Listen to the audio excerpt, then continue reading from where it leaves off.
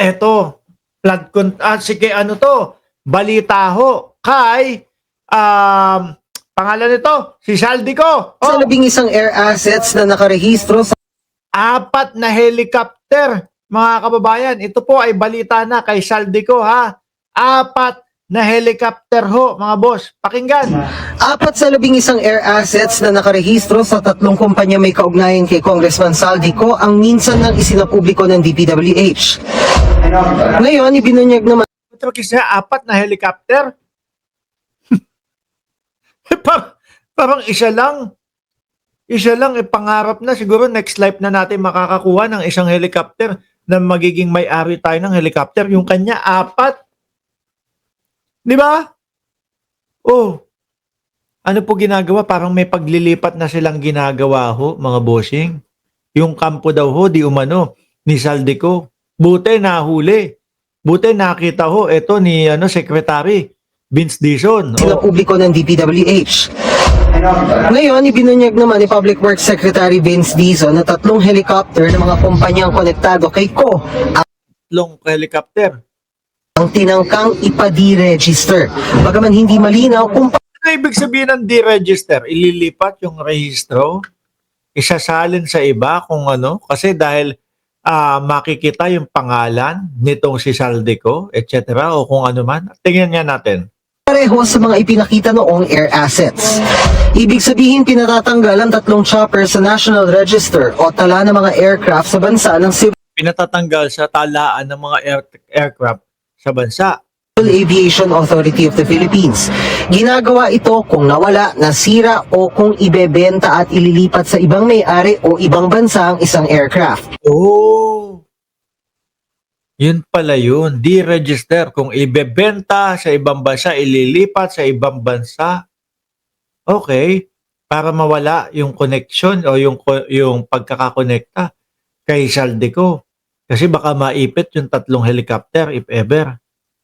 Hindi mo maibebenta at hindi maibibigay, mabibigay ng gustong bumili nun kung hindi i-deregister sa Pilipinas. Ang maganda, napigilan natin yung pag-deregister. At may standing order na ang CAAP na lahat ng air assets na in-identify natin, hindi pwedeng i-deregister. Sa Huwebes ay posibleng magkaroon ng update sa mga asset na pinahihingan sa Anti-Money Laundering Council ng freeze order mula sa Court Buti na nahabol nila, of Appeals. Kahit Naglilinis ng paper trail, sabi ni Carmen M. hindi umuwi si Siguro iniisip nila, kapag yan na-link kay Saldico, o pagka nakita nila na-link yan kay Saldico, mahirapan na ibenta. O ilipad na ng ibang bansa, ilipat na ng ibang bansa yan. Congressman Zaldico, we will go after all these assets. Sabi nga ng Pangulo, hindi enough na may managot, hindi enough na may makulong, kailangan maibalik ang pera. Bukod sa real estate, bank account, kotse at iba Ay naku, parang mahihirapan kayo, sir, doon sa mga sa mga kaibigan nila Marcoleta. Mukhang yun hindi tanggap na ibalik yung pera no? Kapag ka tinatanong ng mga reporter, ibabalik niyo po ba yung mga pera na ninyo? Hindi sumasagot, parang ayaw, masama ang loob. Tsaka maririnig mo kay Marcoleta, yung tipo bang sabi niya, meron po bang batas na kailangan para maging witness protection program ibalik yung pera? Parang ayaw ni Marcoleta din. pang assets, sinisilip din ni Dizon ang insurance policies na nakapangalan sa mga tinukoy na nilang personalidad. Baka stronghold. Kasabay ito ng pagsalang ng Insurance Commission ngayong araw sa pagdinig ng ICI. These are financial assets, itong mga insurance policies na ito. At yun, kailangan yan abulin. Kasi kailangan maibalik yung pera ng mga kababayan. 5 bagong DPWH Undersecretary naman ang nanumpa ngayong araw kasunod ng pagkakatalaga kay Dizon sa DPWH. Kilala ko sila, kailangan syempre trusted. May experience both sa gobyerno at sa private sector.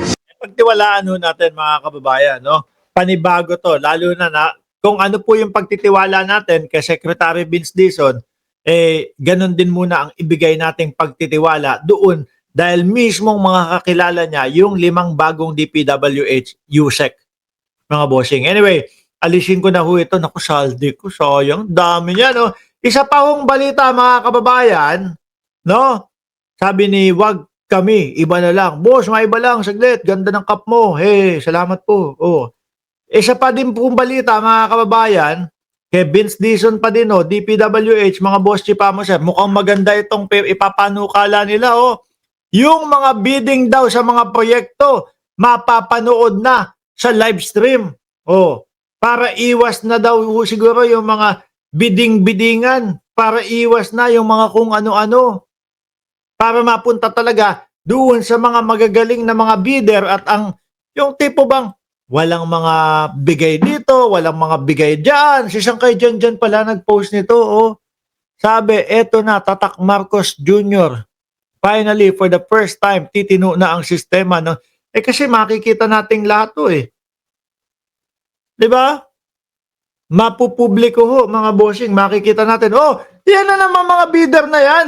Puro diskaya na naman yung mga yan ah. Siyam na kumpanya ng diskaya. Hindi na ganun. Kasi kita na ho ng publiko, mga kababayan. At hindi na ho makakaporma yung mga district engineer. Hindi na ho makakaporma yung mga sila-sila na lang ang pumipili. Di ba? Dahil kita na ho ng mamamayang Pilipino, naka-live na. Si Martin Romualdez din, di ba? Ang gusto ni Martin, yung BICAM, yung pagbibigay ng pondo, yung pag-uusap po sa pondo at budget, naka-live na din at mapapanood ng sambayan ng Pilipino. Kung di ako nagkakamali, di ba? Yun yung isa sa gusto niya. Tapos, yung mga Duterte naman may hamon kay Martin Romualdez, pakitaan daw ng salin. Oo naman daw, si Martin Romualdez. Sige, pakitaan ng salin. Sabi ni Henry Victorio, yan ang magandang naisipan ni Sec Vince Dizon. Oo, ang galing ano? Matalino, tsaka action man ho, mga kababayan. Kaya lang, yun nga yung napansin ng mamamayang Pilipino na ano daw ho, na simula daw ho, nung napunta sa DPWH at naging sekretaryo, etong si Vince Dizon ho, mga bossing, tumanda ang itsura. No? Siguro talagang madami hong problema doon sa DPWH. Siguro talaga hong malala ang korupsyon, which is nakita nyo, ilang mga ano pa lang ho, ilang mga probinsya pa lang ho, mga kababayan.